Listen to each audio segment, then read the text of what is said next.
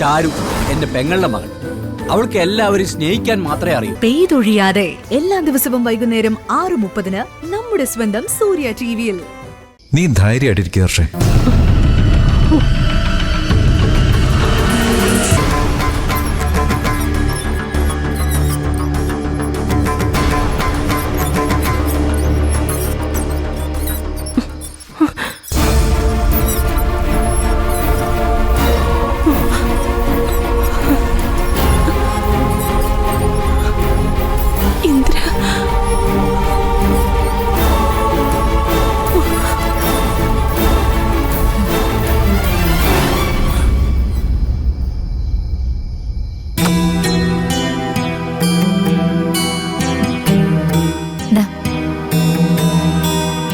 സത്യേട്ടാ,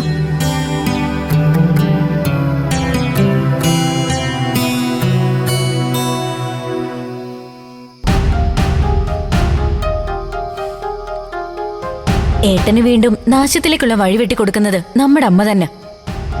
ഹർഷയെ ശുശ്രൂഷിക്കാൻ അമ്മയ്ക്ക് പോയാ പോരെ, എന്തിനാ ഏട്ടനെ കൂടെ കൂട്ടുന്നത്? അവർ തമ്മിൽ നല്ല സൗഹൃദം മാത്രമാണെന്ന് അമ്മ സത്യനോട് പറഞ്ഞില്ലേ സോനെ? അല്ലെങ്കിൽ രവി ഇക്കാര്യം പറഞ്ഞ് ഇങ്ങോട്ട് വിളിക്കൂ. അപ്പോ നമ്മളും ഇതിനെ ആ രീതിയിൽ കണ്ടാൽ മതി. ആ രവിയാണോ അതോ ഹർഷ തന്നെയാണോ അമ്മയെ വിളിച്ചതെന്ന് ആർക്കറിയാം? നമുക്ക് അമ്മ പറയുന്നത് വിശ്വസിച്ചാ മതി സത്യേട്ടാ. ഇന്ദ്രേട്ടൻ എന്തായാലും ഒരു തെറ്റായ റിലേഷൻഷിപ്പ് കൊണ്ടു നടക്കുമെന്ന് എനിക്ക് തോന്നുന്നില്ല. അമ്മയുടെ അവസ്ഥ കണ്ടപ്പോ എനിക്ക് തോന്നിയത് ഹർഷ കുറച്ച് ക്രിട്ടിക്കൽ സ്റ്റേജിൽ തന്നെയാണെന്നാ. ആ, എന്തായാലും അമ്മ കാലത്ത് വന്നാലുടനെ നിങ്ങൾ അമ്മയോട് പറയാൻ ഉദ്ദേശിച്ച കാര്യം പറയാൻ മറക്കണ്ട. ഇനി ഹർഷയുടെ ഡെലിവറിക്ക് കഴിഞ്ഞിട്ട് പറഞ്ഞാൽ മതി. എങ്കിലേ അമ്മയുടെ ചെവിയിലേക്ക് അത് കയറൂ. അതെ, അമ്മ ടെൻഷൻ അടിച്ചിരിക്കുമ്പോ എന്റെ കാര്യം പറഞ്ഞു ചെന്നാ അമ്മ ഇതെന്തായാലും നെഗറ്റീവായിട്ട് എടുക്കും. അതിനു മുൻപ് നിങ്ങളുടെ വായിന്ന് പുറത്തു പോവല്ലേ? അല്ലെങ്കിലേ പ്രതിഭ പ്രഗ്നന്റ് ആവുന്നത് അമ്മയ്ക്ക് ഇഷ്ടമല്ലെന്ന് തോന്നുന്നു. അതെനിക്കും തോന്നി. റിസൾട്ട് പോസിറ്റീവ് ആകുന്നുള്ള സൂചനയൊക്കെ അമ്മയ്ക്കും ഉണ്ടാവും. ചിലപ്പോ അത് പറയാൻ നിങ്ങൾ അമ്മയുടെ അടുത്തേക്ക് വന്നതാണെന്ന് അമ്മയ്ക്ക് മനസ്സിലായി കാണും. ആ, സോന പറഞ്ഞത് കറക്റ്റാ. ആന്റി മനഃപൂർവ്വം ഒഴിഞ്ഞു മാറിയത് തന്നെയാ. എന്തായാലും നിങ്ങളിത് കണ്ടിന്യൂ ചെയ്യാനുള്ള തീരുമാനത്തിൽ തന്നെയല്ലേ? എന്താ സംശയം? ഞങ്ങൾ രണ്ടുപേരും ആദ്യം അമ്മയൊന്ന് കയ്യിലെടുക്കാൻ നോക്കും. എന്ത് വിട്ടുവീഴ്ച ചെയ്തിട്ടായാലും അമ്മയുടെ അനുഗ്രഹാശിസുകൾ ഈ കാര്യത്തിൽ ഞങ്ങൾക്ക് വേണം. അതെ, അമ്മയെ പിണക്കിക്കൊണ്ട് എനിക്കിവിടെ പിടിച്ചു നിൽക്കാൻ പ്രയാസമായിരിക്കും. എന്റെ പ്രഗ്നൻസി അമ്മ മനസ്സുകൊണ്ട് അംഗീകരിക്കണേന്നാ എന്റെ പ്രാർത്ഥന. ഇനി എന്ത് ചെയ്തിട്ടും അമ്മ ഉടക്കാനാണ് തീരുമാനമെങ്കിൽ ബാക്കി അപ്പം നോക്കാം. എന്തായാലും ദൈവം ഞങ്ങൾക്ക് തന്ന സൗഭാഗ്യം കൈവിട്ട് കളയാൻ ഞങ്ങൾ തയ്യാറല്ല. ആ, അത് മതി. നമ്മളൊരു കാര്യത്തിൽ ഉറച്ചു നിന്നാ ബാക്കിയെല്ലാം നമുക്ക് അനുകൂലമായിട്ട് വരും. നിങ്ങൾ ധൈര്യമായിട്ടിരിക്കേ, ഞങ്ങൾ ഒപ്പമുണ്ട്. അല്ലേ സോനെ? അതെ.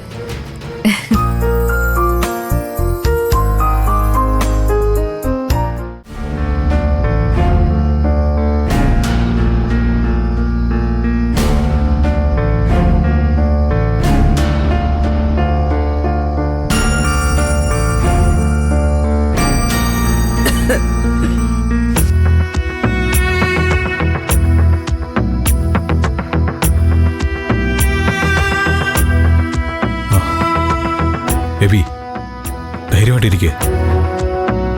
ഹർഷയും കുഞ്ഞും സേഫായിരിക്കും. ഇന്ദ്രൻ ഇതിനു മുമ്പ് ഇങ്ങനെ ഒരു അവസ്ഥ അനുഭവിച്ചിട്ടുള്ളത് കൊണ്ട് ഇന്ദ്രൻ്റെ മനസ്സിന് നല്ല ധൈര്യം ഉണ്ടാവും. പക്ഷേ എൻ്റെ അവസ്ഥ അതല്ല ഇന്ദ്ര. ഹർഷയും കുഞ്ഞും സേഫാണെന്ന് കേട്ടാൽ മാത്രമേ എനിക്ക് ആശ്വാസമാകൂ.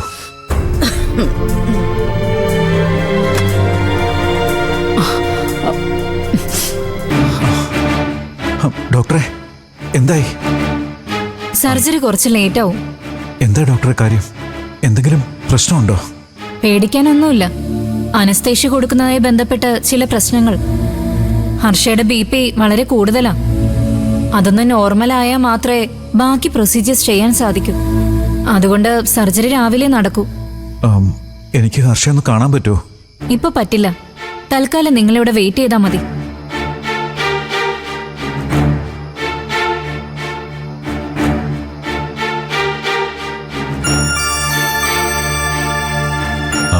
രവി പേടിക്കാനൊന്നും ഇല്ലെന്നല്ലേ പറഞ്ഞേ? രവി ടെൻഷൻ അടിക്കാതിരിക്കേ. ഓപ്പറേഷൻ രാവിലെ ആകുമെങ്കിൽ പിന്നെ നമ്മളെല്ലാവരും കൂടി രാത്രി ഇവിടെ നിൽക്കേണ്ട കാര്യമുണ്ടോ? അത് ശരിയാ. ഞാനും രവിസാറും ഉണ്ടല്ലോ ഇവിടെ. സുശീല ഇന്ദ്രനും വീട്ടിലേക്ക് പോയിക്കോ. എന്നിട്ട് രാവിലെ വന്നാ മതി. അല്ല, ഞങ്ങളോട് ഇവിടെ നിൽക്കണോ രവി? വേണ്ട, നിങ്ങൾ പൊയ്ക്കോ. എന്തെങ്കിലും വിശേഷം ഉണ്ടായാൽ ഞാൻ വിളിക്കാം. അത് മതി ഇന്ദ്ര, നമുക്ക് പോവാം. എന്ന് ഞങ്ങൾ പോട്ടെ. വാ. ശരി.